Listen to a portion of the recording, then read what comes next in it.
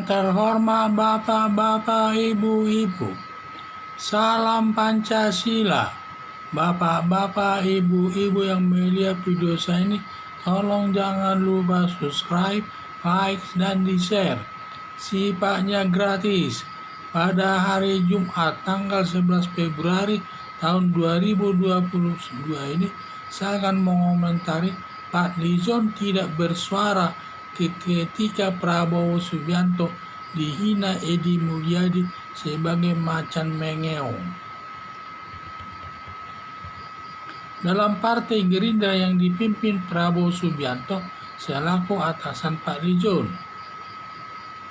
Ketika Edi Mulyadi menghina Prabowo Subianto sebagai macan mengeong, tidak bersuara membela Prabowo Subianto, dan Prabowo Subianto diam saja tanpa ada reaksi bawahannya. Diam saja tidak membela atasannya. Hanya kader Partai Gerindra dari Sulawesi Utara membela Prabowo Subianto melaporkan Edi Mulyadi ke polisi. Sepertinya Pak Lizon bermain dua kaki dalam pemerintahan. Satu mendukung pemerintahan Joko Widodo dan satu lagi berpihak kepada garis keras. Di satu sisi tidak membela Prabowo Subianto, sebaliknya juga tidak mengkritik Edi Mulyadi karena takut hubungannya rusak dengan garis keras. Sebab serba salah. Pak Lizon kalau mengomentari salah satu, ada nanti yang marah. Diduga politik dua kaki Partai Gerindra, sudah ada kesepakatan antara Pak Lizon dengan Prabowo Subianto. Sama-sama berhubungan baik dengan pemerintahan Joko Widodo dengan garis keras.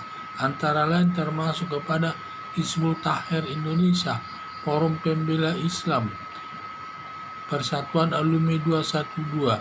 Ini mungkin karena apalagi sekarang ini mendekati pemilu, ingin mengharapkan dukungan dari kelompok garis keras tersebut, sehingga kalau ada masalah tidak berani dia mengomentari Edi Mulyadi tersebut, karena nanti mereka mengharap suara daripada garis keras tersebut. Agar politik dua kaki Pak Lizon kadang mengkritik pemerintah, bubarkan Densus 88, menciptakan Islamofobia katanya. Jadi politik dua kaki ini, politik dua kaki Pak Lizon tidak baik, sama saja langkahnya mengkhianati pemerintahan Presiden Joko Widodo. Harapan saya sepak terjang Pak Lizon perlu diawasi, jangan sampai mengarah perbuatan yang berbahaya benar kepada negara Indonesia. Itulah saya lihat Pak Lizon ini. Dan juga di sini saya lihat Pak Lizon ini terlalu berpihak menggunakan politik dua kaki. Di satu sisi dia mendukung pemerintah, di sisi lain dia mendukung juga garis keras. Jadi dalam Partai Gerindra saya lihat yang dipimpin Prabowo Subianto ini, selaku atasannya langsung adalah atasan Prabowo Subianto ini selaku atasan langsung dari Pak Lizon.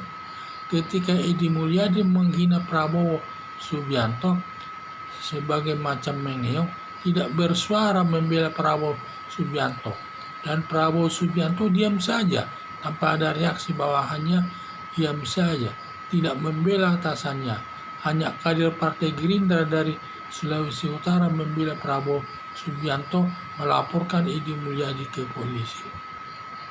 Sepertinya Pak Lizon bermain dua kaki dalam pemerintah.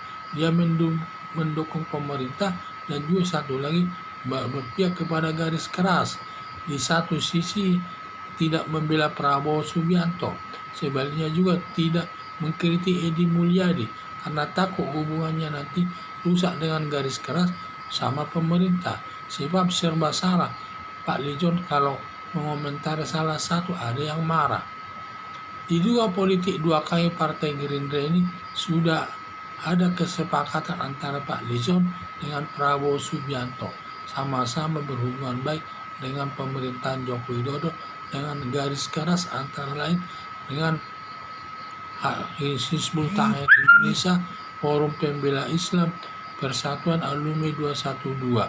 Mungkin karena mendekati pemilu di mana Prabowo Subianto mencalonkan diri sebagai calon presiden dan mengharapkan dukungan daripada garis keras tersebut untuk mendukung daripada Partai Gerindra tersebut. Agar politik dua kaki, Pak Lijon kadang mengkritik pemerintah bubarkan Densus 88, menciptakan Islamofobia, dan juga Pak Lijon ini kadang-kadang mengkritik pemerintah juga dengan katanya bubarkan Densus 88 karena menciptakan Islamofobia. Politik dua kaki Pak Lijon tidak baik, sama saja langkahnya mengkhianati pemerintahan Joko Widodo. Jadi seharusnya dia harus tegaslah berpihak kepada pemerintah atau ke garis keras. Jadi harapan saya sepak terjang Pak Lijon perlu diawasi. Perlu diawasi, jangan sampai mengarah berbahaya benar kepada negara Indonesia. Jangan sampai tindakannya nanti mengarah ke tingkatan berbahaya sekali kepada negara Indonesia, maka perlu diawasi. Sekian dan terima kasih.